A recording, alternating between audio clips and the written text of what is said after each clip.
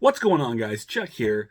Just recently, we talked a little bit about The Wizard of Oz. Of course, with all the hype going on currently with the film Wicked being released and being All My Daughter Sings, and for good reason. It's a fun movie. But we'll talk about that at a different time.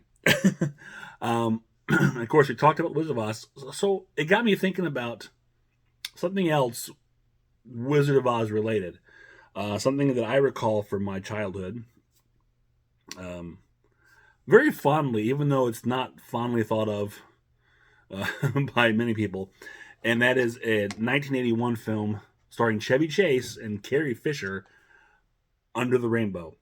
Um, Now you see, this is a Warner Archive DVD because uh, they don't want to release this in mass because no one will probably buy it.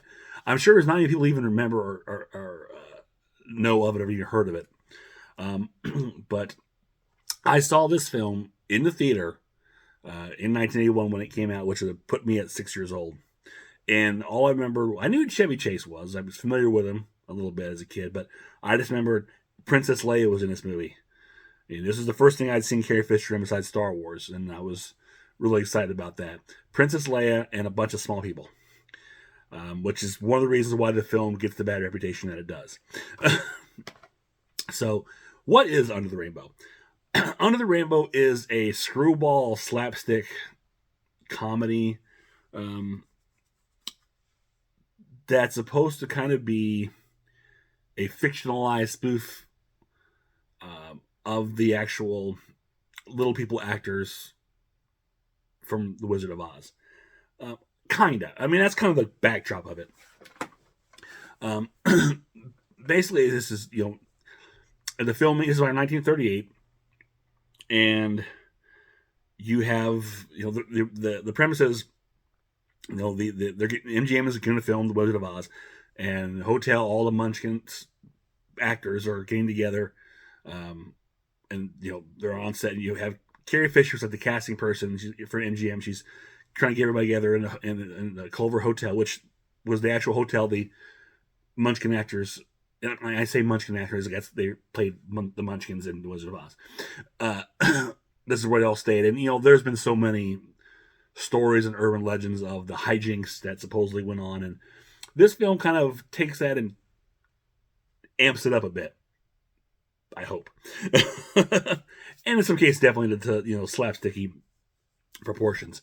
But you have that whole thing. That's kind of like the backdrop, really. And you have one little person named Rollo, who's basically homeless. He's living in kind of a shelter with these people, but he's got big dreams to be somebody.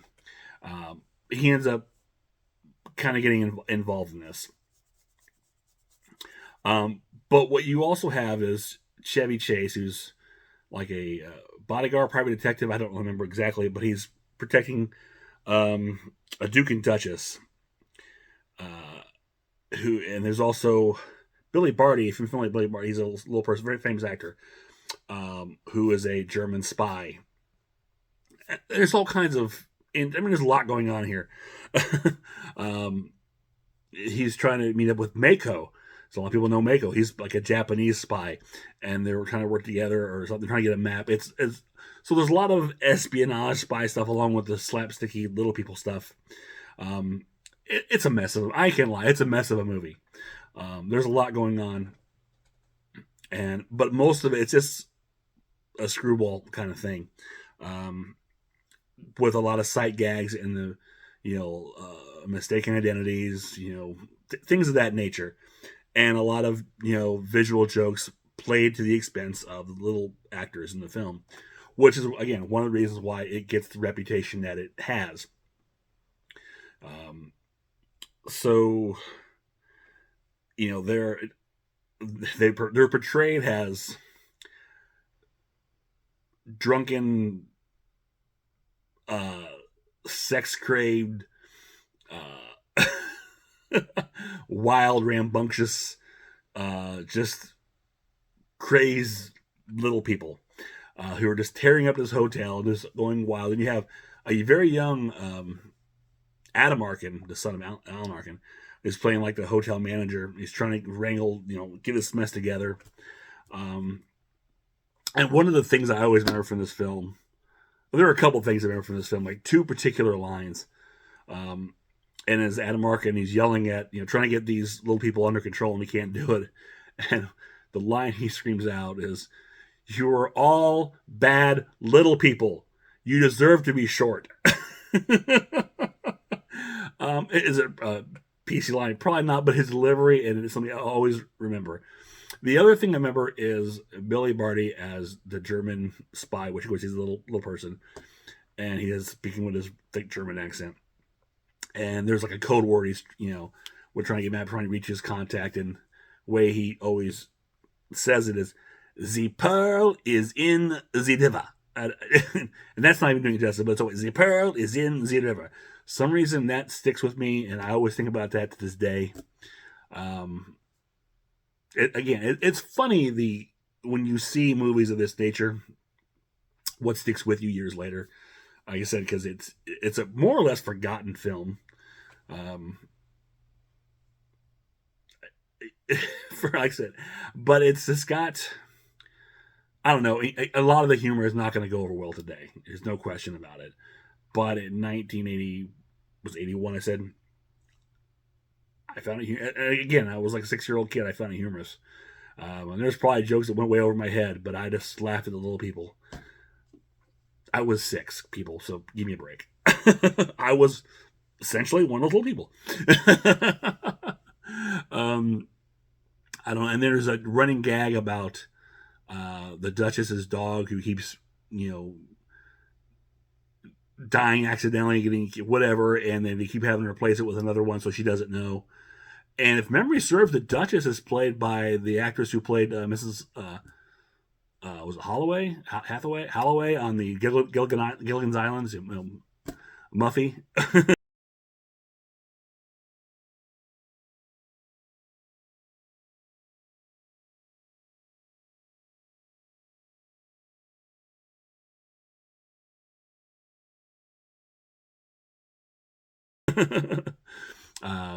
So that's fun. You've got other actors like Pat Hingle, who is known for, to me, for Smoking a Bandit as Big Enos. He actually was a writer on this film. He's co-wrote the screenplay, but he plays a character named Tiny. He's like one of the hotel people. Of course, he's a big, tall guy, and call him Tiny. If there's anybody else here, really, Zelda Rubinstein is in here also. Of course, from famous for Poltergeist. But you have I think one of the,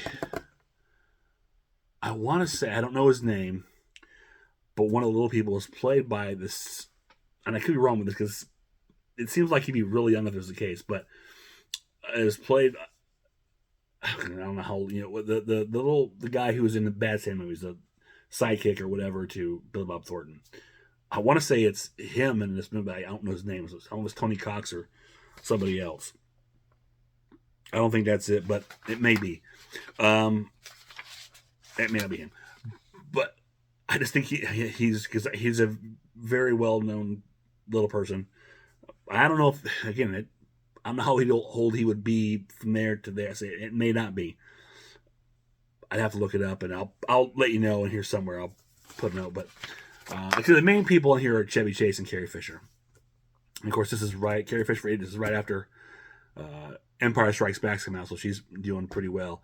Chevy Chase, at this point, is coming off of, well, he's been off of SNL for quite a while at this point. That was 75, so he's been off for 5 years now, doing his own thing, creating his own film legacy.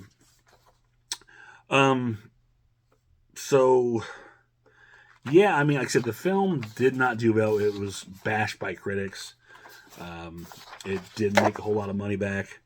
Let's see. It only grossed about $8.3 million, so it was considered a flop. It was nominated for 2 Razzie Awards. If you're not familiar with the Razzie, they're like the exact opposite of the Oscars, giving out awards for worst performance. Specifically for worst musical score by Joe Renzetti, and for worst supporting actor for Billy Barty, which is a shame because I like Billy Barty. And again, you may not know the name Billy Barty, but you see Billy Barty, you know Billy Barty. He was one of those recognizable. He's probably the most famous little person in Hollywood for the longest time. You know, pop up in so many movies and supporting roles. UHF, Night Patrol. He was in Masters of the Universe. He played the little alien person on all that makeup. I can't remember what his name was. And countless other films and, you know, appearances. So, you know, he was pretty well known.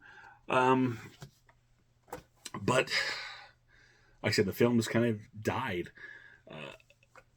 And I would see it played on HBO quite a lot. So that's how I got to see a lot of it. You know, after the one-time screening in the theater, it did play a lot on HBO, and I would watch it every time it came on, and I loved it. But again, it was hard to find. I was surprised when I saw that Warner Archive actually had it on demand on DVD, so I grabbed it right away. I don't know if their archive has it on Blu-ray or not. I'll have to check into that. But it's still pretty cool. And here's the back. It's a very simple DVD, obviously, being Warner Archive. And that's it. They're not going to put a whole effort into it. But you know what? I think I would love if Vinegar Syndrome could get something like this. I don't know, they have, I think they're working with Warner Bros. Titles. Man, if they could get a hold of this and do something really fancy, it would be amazing. It'd be right up their alley. Actually, this is screams Vinegar Syndrome. Yeah, I don't know what they could, what they could get to talk about. Those people on there no longer here. I doubt Chevy Chase would sit down and talk anything about it. But man, it would be cool just to say, hey, look, I got a special edition of Under the Rainbow. And, like I said, it's obscure. It's forgotten about. It's right up Vinegar Syndrome's alley. So, and it's Warner Brothers. So yeah, this is a quick one. I just wanted to share this one because I don't think a lot of people have heard of it. I don't know if you can find it. I doubt you can find it streaming anywhere. I'd be surprised. You may be able to find it somewhere on YouTube, quite possibly. Like I said, it is on a Warner Archive if you're interested. I don't know. At least it was. I'm not sure if it is still available or not. But I don't know, if you're into really silly 80s goofy, again, it's kind of not slapstick, but screwball comedy is the best way to put it. Not really slapstick, although slapstick is in there too. Then I say check it out. If you're not, going to be easily offended by the little people joke, because they are aplenty in this film, but they're funny. Guilty. I'm sorry. Again, I was 6, and it has been a while since I've checked it out. But I should, and I'm sure a lot of stuff does. I actually know a lot of stuff doesn't hold up, but I don't care. I still am a fan of it, and always will be. So, and I will not apologize at all. So there you have it. So if you enjoyed this, click thumbs up, share, subscribe, leave me a comment below. Please let me know if you've even heard of Under the Rainbow. I would be, delighted to know that someone besides me and one of my closest friends, she was, my friend Elizabeth I told you about before. She was the only one I knew who'd heard this movie besides me. So if any of you out there have heard of it, I'd love to know. I like to know that I'm not alone in the world. And I'm not the only one who bought actually, I probably bought 2 because I think I bought her 1. So the only person who bought, a copy from Warner Archive of Under the Rainbow. Or just say hi. I'll always take hi. So until next time, this is Chuck saying I will see you on the other side.